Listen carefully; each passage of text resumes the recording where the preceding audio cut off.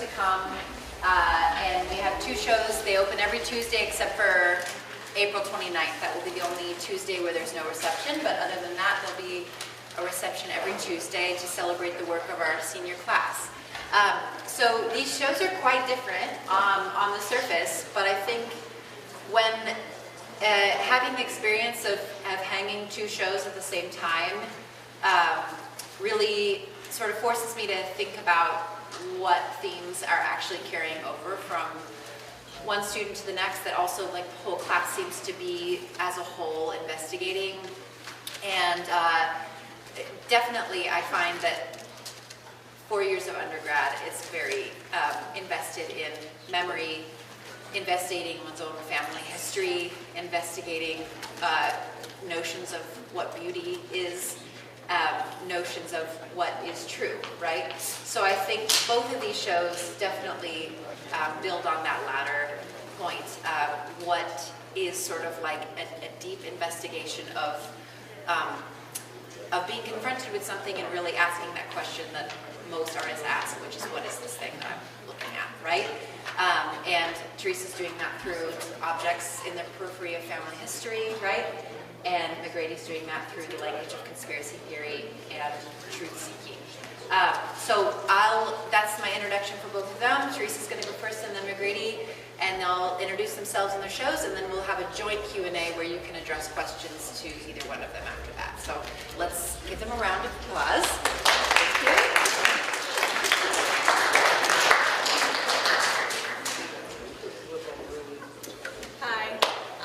I just want to start off by saying thank you for everybody that's here today.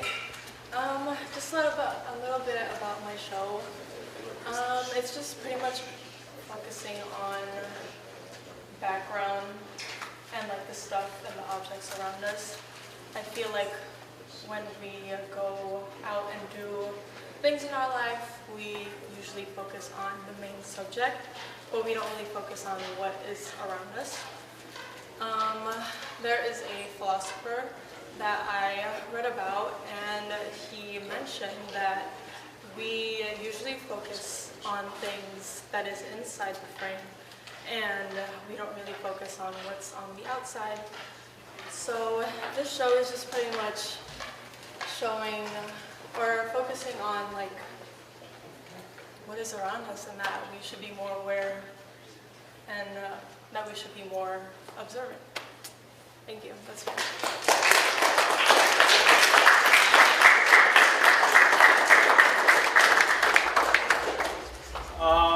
So, as you've heard, mine is about conspiracy theories and questioning information that we were taught.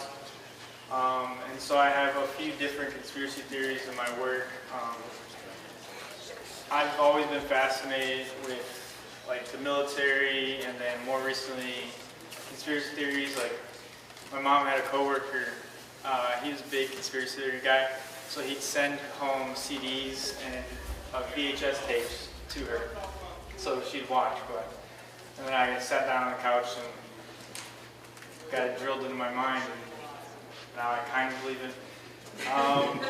But yeah, so mine's about conspiracy theories. There's 3 different types, and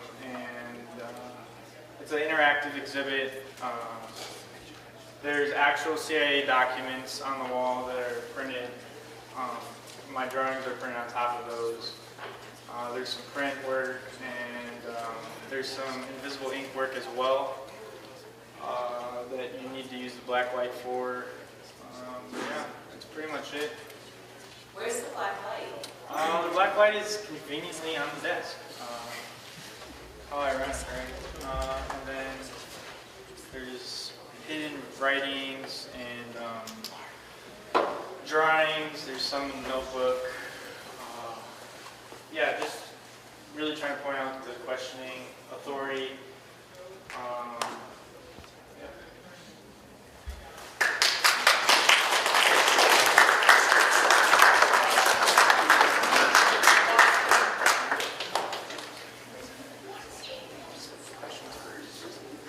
What questions do you have?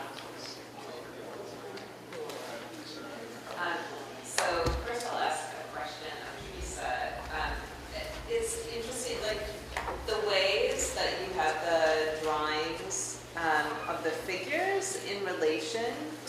the objects, like in the photographs, I think like it kind of elevates or brings our attention to both, right? So like I'm thinking about both the people, but then also like the couch that the children are sitting on, or the cityscape behind the two people walking down the street, right? So I feel like actually it's not just what's outside the frame, though in this front piece, I think that really comes through. It feels like it's all these edge spaces, right? Or like things at the periphery of our vision. But the bigger drawing photo combos, to me, feel like they have this sort of interesting, like equal weight. And it feels like the drawings of the figures are doing something different than the space around it, and how I think about like them as they come together. I don't know, I'm just wondering, like now that you see them all up and you see how the drawings are interacting with those images, does it still feel to you like it's about objects in background spaces, or do you feel like there's something about the drawing process that creates like a different set of thoughts like around the figures? Yeah, well, I was actually talking about Emily with that yesterday. I didn't necessarily want the person to like disappear within the background. Like I still wanted them to be like part of the image, but they're just like saying something else, or like they're drawn out, they're dull, like they're different from the background. So it kind of like it's like you see it different, I think. Yeah. It feels like two different worlds to Yeah. me. It makes me think a lot about like when you have in a film where you'll have like drawn animation directly on top of like on top of the film, so you're seeing both like what feels real and what feels drawn, like those two kinds of levels of being happening together at the same time. And the handwork, like with a lot of your drawings, is like so much mark making is there. So it feels to me like I'm thinking about like how you're laying that down and the kind of love that goes into building up a drawing like that. So there does feel to me like a lot of sort of warmth and tenderness in the rendering. I don't know if you have thoughts about it, or just like that could just be an observation. So.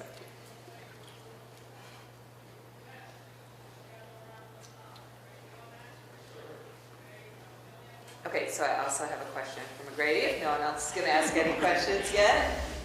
I'll think about it. I'm curious about how you're thinking about these, like now that they're up. I think in some ways they make me question what I'm looking at, so you bring me into that idea of conspiracy theory in that way, but also into the thinking of like questioning, like you're saying. But also I feel like there's such a celebration of a certain kind of like aesthetic of conspiracy theory, like the sort of look of grainy old film footage, or like even like old found yellow documents that have secret information, right? Like there feels like there's a kind of theater, and definitely with the desk and stuff, that it doesn't feel like it's just about questioning, but creating like a theater to kind of, like almost more like it's about imagining or putting ourselves into a story than like actually, like I'm not going away necessarily thinking, ooh, I wonder if UFOs really do exist, right? Like I'm more like, ooh, I'm imagining this world that you're creating. And I'm curious if you, like how you feel about that. Yeah, so going into the planning of this show, I wanted the viewer to feel like they're in like an office space, and they're like uncovering all these conspiracy theories. And so with Andy and our archives, all the boxes and some photos are archived, and I just wanted that environment of the office, and like you're uncovering stuff that was either like a CIA agent did, or then he like vanished. But yeah, I wanted that feeling of like So you wanted imagination. it to be like a story, Yeah. almost, like we're walking into a story. Yeah. Yeah, Or you could even see like yourself as the agent, yeah, and you're uncovering things. yeah. I think that really comes across to me. It feels so much more about like creating a narrative than about like asking the viewer to like raise questions in their mind about reality, right? Like it really feels like it makes me think of Pablo, right? Like the man who flew into outer space from his head, or whatever that piece is, right? Like I'm just like I feel like I'm being sort of drawn into this whole world. And I love that you chose this space. I love that it has the carpet. It feels like it defines the office space. It's so perfect. It works really well. I think this is an activation of this space that's really exciting to see too. I think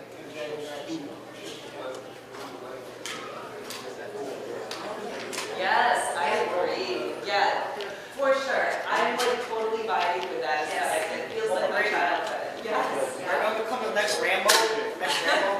I don't know. We'll see. There is that story about John Waters, the film director. He built like a Cold War spy room reproduction inside his own house because he just likes eccentric things, right?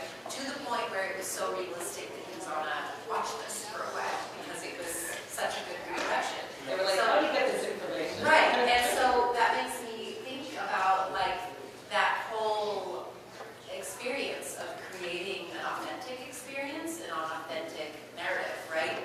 And I wonder if that has shifted just as you've developed the show. And as we've talked about, like you don't necessarily even want to be in that position of the authority of like presenting a truth for us to believe. You kind of did that through randomizing how the printer printed out and what goes where and almost creating a puzzle even for yourself. So I wonder just as you put this show together, if that has shifted sort of your engagement with the broader context of the world we live in terms of like seeing for yourself firsthand how easy it is to create something that looks authentic, right? And like even you said, like I want this to look old, I want this to be believably old. And so going through that process for yourself, like has it kind of changed how you think about that? Just knowing how easy it is to create an authentic narrative. Like how you approach other things from other people who are also trying to create authentic looking narratives for their own ends, right? As it is for their own ends. So, I don't know. You might not have a, like, yes, and here's how, 1, 2, 3, but I'm just curious if, like, going through the process. I don't know. I feel like we live in an age where like anything can be just made up, and yeah, I do find it like all archive stuff fascinating, and I want it to be realistic and set that mood. And I don't know why I'm so interested in this stuff, but I am. So I just want to give the viewer that feeling. Realize too that you should need everything to see you read, see how easy it is to make up your version of the truth. Yeah.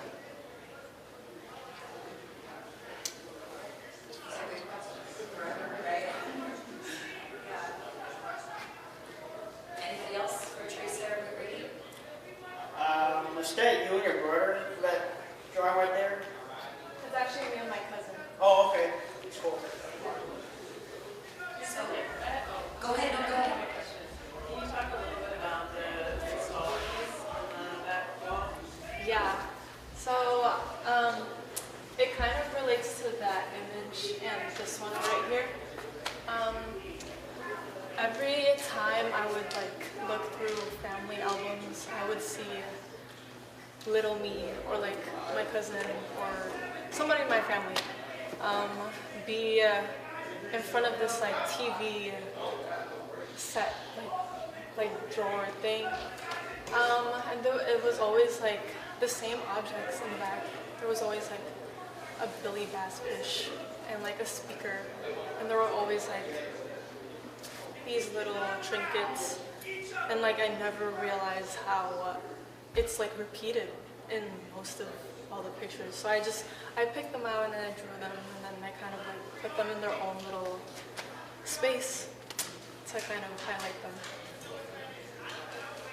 Yeah, that's the other piece for me that really does what you were saying at the beginning about like what's around us. Yeah. What's like, what are the things we aren't usually paying attention to that we're like existing with every day.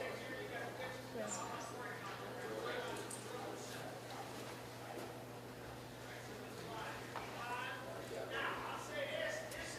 I like too how you were able to like take your interest in drawing and just like do something that is very different from like the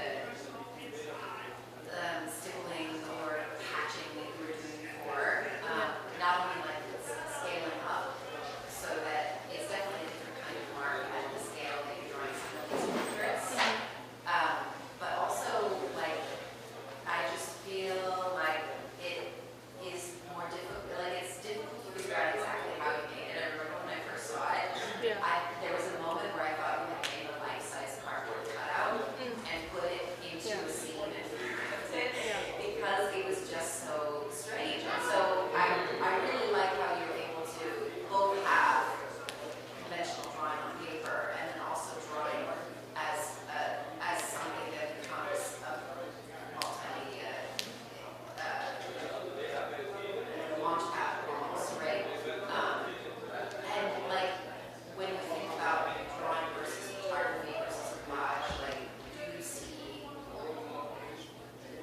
a preference or do you see a way that you approach those things that's consistent no matter what you do? I don't know. I was thinking about just like leaving it like the full photograph, but I feel like I just had to put, like it wasn't me in a way, because I like, you guys know me as like mark making like a bunch of drawings, and I feel like I just had to put some type of that in.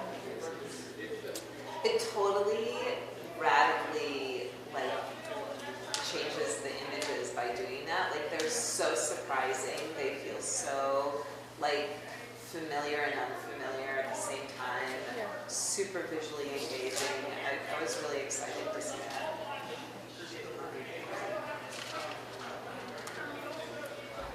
Any other questions or thoughts?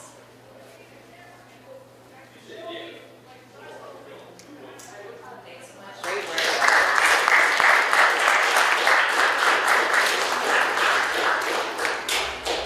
Okay, well, this is the last piece. I don't know if you're so fast, but